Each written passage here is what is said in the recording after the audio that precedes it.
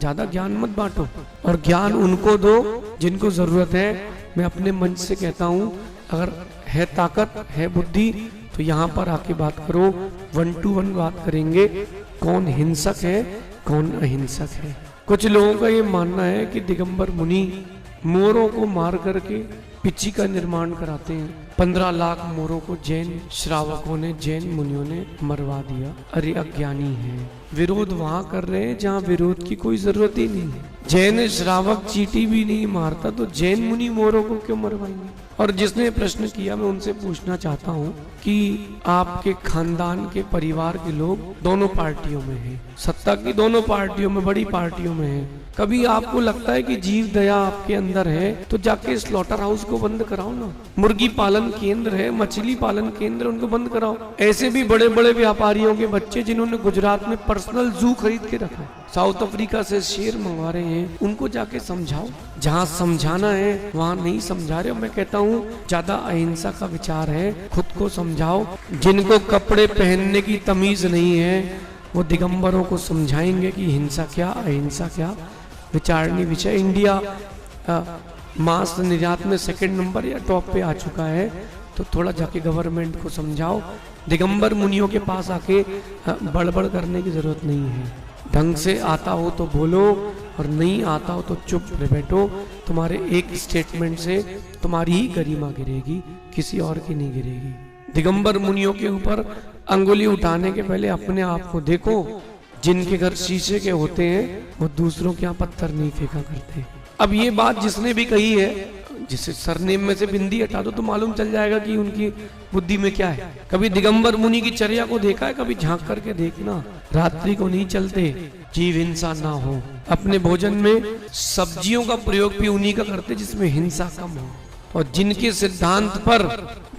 सिद्धांत पर देश को आजादी मिली हो, उन महावीर स्वामी पर उंगली उठाने का कोई अधिकार नहीं है। समाज को एक्शन लेना चाहिए। भगवान श्री राम ने अपने कुल की रक्षा के लिए इतना बड़ा युद्ध किया था। जैन समाज को भी इसका विरोध करना चाहिए, कहीं राक्षस प्रवृत्ति के लोग ये देव कुल पर हावी ना हो जाए। और जिनको सुनते नहीं बनता हो उनको कभी कहना भी नहीं चाहिए। मैं अपने मंच से कहता हूँ, अगर है ताकत तो यहाँ पर आके बात करो, सब मालूम चल जाएगा कौन कितना हिंसक है कौन कितना अहिंसक है। गुरुओं के सामने किस तमीज से बोलना चाहिए ये आना चाहिए। जैन मुनि जब भी कहते हैं अपनी भाषा समिति के साथ कहते हैं। जिन मुनियों के लिए और जिस धर्म के लिए प्रशंसा की गई है, हाथ जोड़ करके उस धर्म की किसी को निंदा करने का अधिकार नहीं है। राइट टू स्पीच का ये मतलब नहीं होता कि आप विक्षिप्त हो जाएं। आदमी 60 के बाद सठियाता है, लेकिन अपने घर में सठियाएं, बाहर न सठियाएं, इज्जत खत्म हो जाएगी। जिनसे गलती हो चुकी हो कम से कम मैं उनसे कहता हूँ कि क्षमा मांगे, और अगर क्षमा मांगने लायक नहीं हो तो देश छोड़ करके जाएं।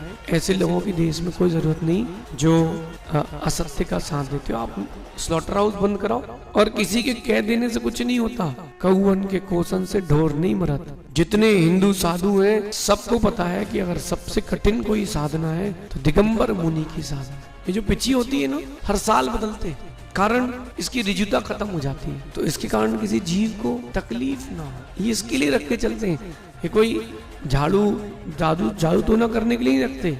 जैन समाज तो अपने व्यापार में बहुत व्यस्त है, शायद अब उसको धर्म से भी कोई मतलब नहीं है और साधुओं से भी मतलब नहीं। इतना बड़ा स्टेटमेंट हो गया और अभी तक आप लोगों ने कहीं ज्ञापन नहीं दिया, अभी तक आप लोगों ने कोई एक्शन नहीं लिया। और अगर ऐसा ही चलता रहा तो गुरु नहीं बचेंगे तो मंदिर भी नहीं बचेगा। आपके बच्चों को संस्कार कौन देगा? जिसके पास अच्छी भाषा नहीं है उसको बोलने का अधिकार नहीं। कोई भी व्यक्ति अगर कभी भी जिन शासन के विरुद्ध बात कहता है, कहीं ना कहीं किसी न किसी सोशल मीडिया के प्लेटफॉर्म में वो रहता है, उसको कमेंट करो।